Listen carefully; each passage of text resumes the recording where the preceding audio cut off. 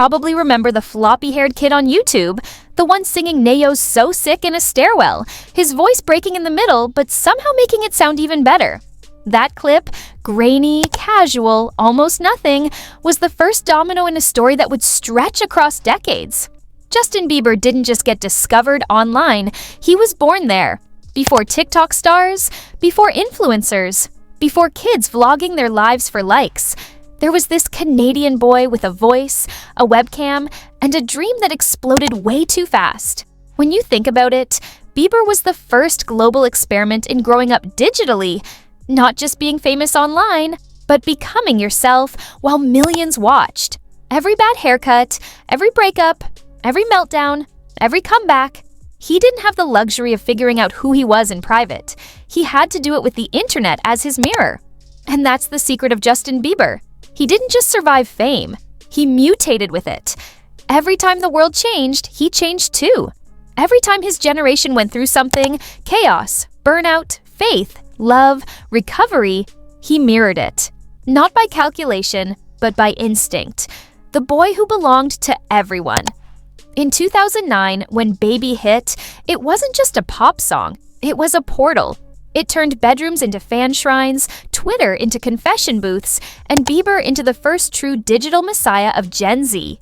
The thing was, Justin wasn't a celebrity in the old school sense. He didn't come from Hollywood machinery, he was ours. A kid from the internet who got famous because other kids shared his videos. It felt democratic, like the world had voted him into stardom with clicks.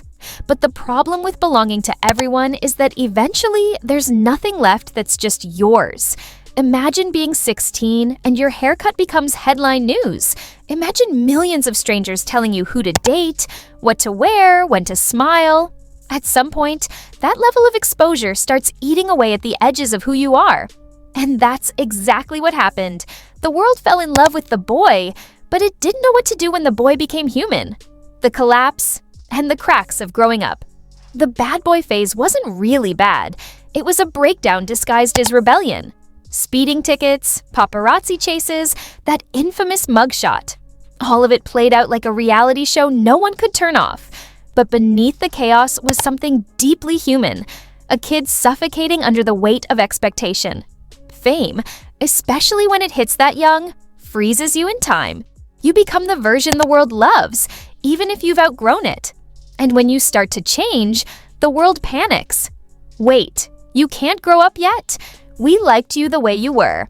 But Bieber couldn't stay that way. The mirror generation. The thing about Bieber is, he didn't age faster than his fans. He aged with them. When we were young and chaotic, he was reckless. When we hit our 20s and started searching for peace, so did he. When we started talking about therapy, faith, mental health, there he was, talking about it too. That's not a PR strategy, that's emotional evolution. Bieber became a mirror, reflecting the state of his generation. In the 2010s, when social media glamorized burnout, his music was all adrenaline and heartbreak. Then came the hangover. Albums like Purpose and Changes sounded like what adulthood actually feels like.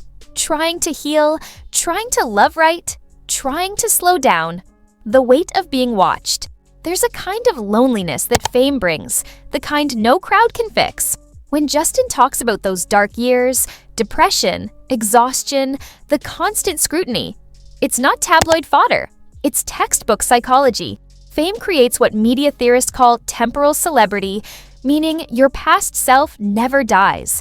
Every version of you is archived online, ready to be replayed forever. Faith, love, and recovery. The quiet rebirth. At the center of Justin Bieber's second act is something you can't stage: sincerity. After years of chaos, he found faith, not as a branding move, but as a lifeline. He got married to Hailey Baldwin, now Bieber, stepped back from touring, started journaling, went to therapy. He made Justice, an album that sounded less like "look at me" and more like "I'm okay now, finally." And if you listen closely, you can hear the psychology in those songs. They're not about fame anymore, they're about integration. Tracks like Ghost and Peaches aren't just pop hits, they're emotional checkpoints. You can hear the man and the boy shaking hands, The restless kid who wanted to conquer the world, and the grown man who just wants peace. Learning to coexist. That's what outsmarting time looks like. Not freezing yourself in the perfect moment, but making peace with the parasocial grown-up. There's something quietly profound about how Justin's relationship with his audience matured. When fans first connected with him, it was parasocial, one-sided, worshipful, teenage. But as both sides aged, the dynamic shifted. They didn't just scream for him anymore, they understood him. They grew up together. This is what psychologists call parasocial maturity, when fans evolve from idolizing to empathizing. That's rare. Most celebrities either burn out or get stuck repeating their prime. But Bieber did something smarter. He turned his life into a shared coming-of-age story. He gave permission for imperfection. He showed that you could fall apart, rebuild, and still belong. And by doing that, he earned something deeper than fandom. He earned trust. The myth of the forever boy. The title Forever Boy doesn't mean Bieber refused to grow up.